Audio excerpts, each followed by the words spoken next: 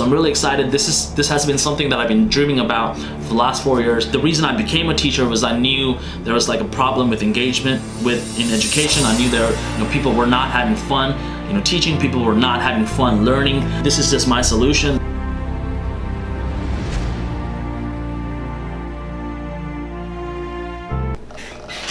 Hey everybody, my name is Nishant. I'm a 7th grade science teacher. I teach here in the Inland Empire. Now, I'm turning my classroom into a video game, kind of like Dungeons and Dragons, where I'm the dungeon master and my students are the players. Now, this is a question I've been asking myself for the last 4 years, ever since I first started teaching.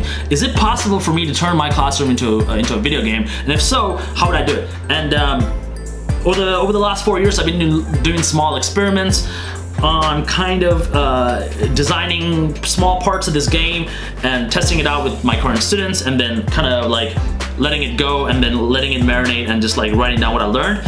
And what's going to be happening next year is I'm actually going to implement the full game throughout the whole year, and I'm going to share with you guys exactly how it goes. Now, I've already designed like 30% of this thing, and the high level concepts, but I haven't really got into the nitty gritty of like coming up with the rules, the assets, and things like that. But I've already kind of created the application that I'll be using to kind of like run the stats on this thing, and to make it easier for me to keep on top of it, I've automated a bunch of processes through my website.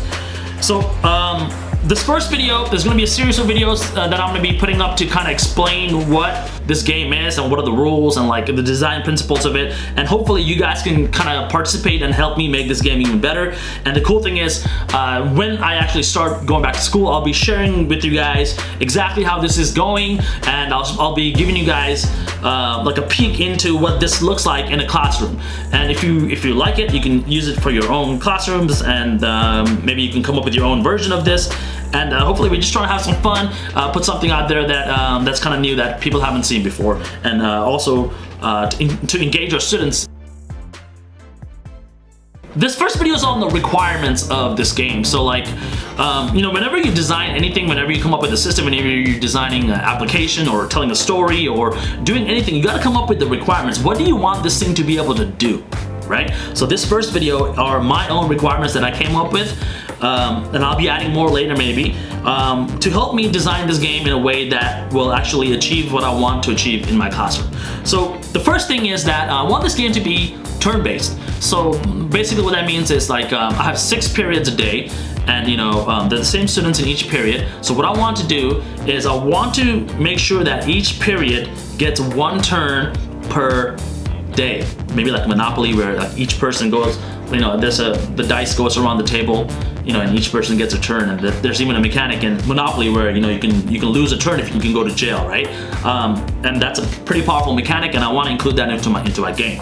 The second thing that I think it's really crucial to really think about is that this game has to accommodate over 200 students. So I have like 6 periods, and each period has about 28 to 36 students, so that's over 200 players in most situations.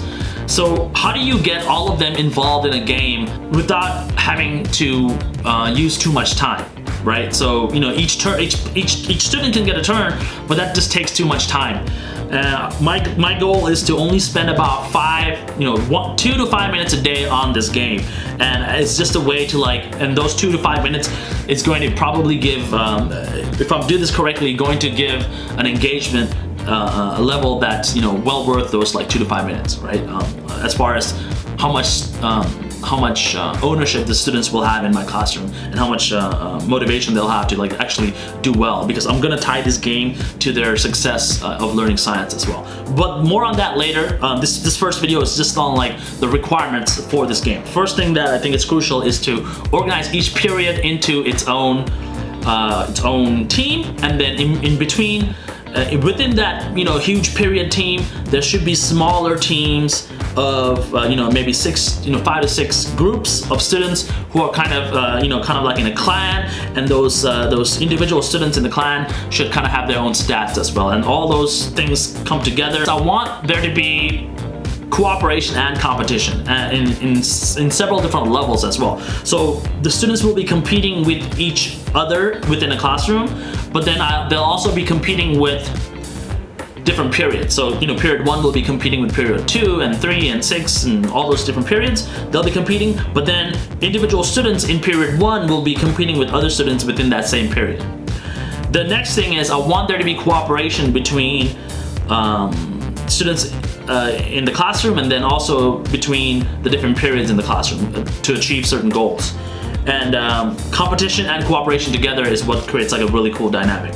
So I want to make sure that's a part of this game. The next thing that is really important, I think, is like this game has to be complex enough to where someone can play it for over 100 days, right? So I'm estimating that we're going to be playing this game for about, you know, about 120 days, and each day, as each week progresses, the game is going to build on itself, and the complexity of the game should, you know, increase as, you know, students are playing it throughout the year. And, you know, that has to do with the learning curve. Whenever we're learning something and we feel like we're competent and we're understanding the thing, that's when, you know, we're having the most fun. So I want to have like a really long learning curve where I'm introducing new aspects of the game like every couple of weeks, and they're kind of like, you know, right when they master something, then they'll have to come up and, you know, master the next thing.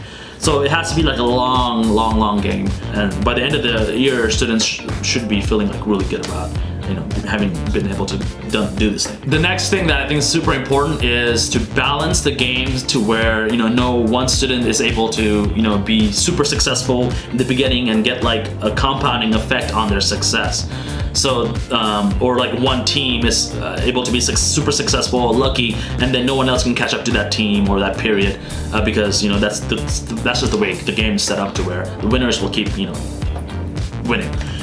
So I need to kind of balance it to where everyone has a chance all throughout the year, and anyone can win the game at the end of the year, where no one person or one team or one period is dominant, you know, the entire time. So there has to be a little bit of a luck factor involved. It's not like chess, to where like if you master the rules and you know the strategies, you can, you know, pretty much beat anyone as long as you practice hard.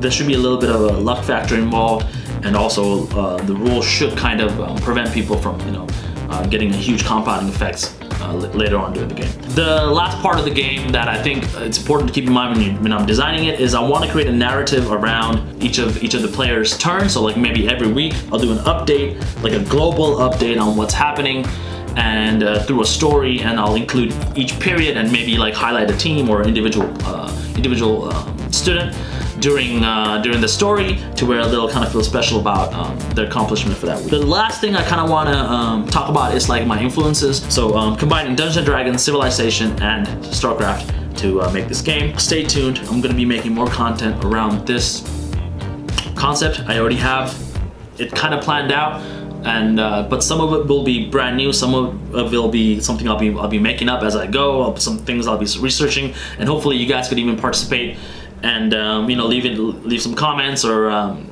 you know, join me in creating your own game for your classroom. And let's see where this goes. I'm really excited. This has been something that I've been dreaming about for the last 4 years. The reason I became a teacher was I knew there was like a problem with engagement in education. I knew there, you know, people were not having fun, you know, teaching. People were not having fun learning. This is just my solution. This is just the way I think it can kind of solve that problem.